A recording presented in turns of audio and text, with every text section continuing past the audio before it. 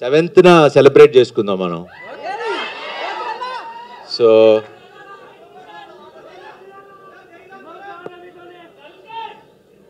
అది 27th, మంది 7th, కరెక్ట్గా 20 రోజుల ముందు వస్తున్నాం. 20 రోజులు ఇది చూడండి, తర్వాత అది చూడండి.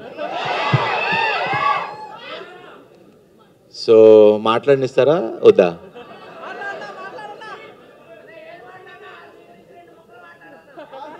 మీరు మధ్యలో కట్ చేస్తే నేను మర్చిపోతాం. మళ్ళీ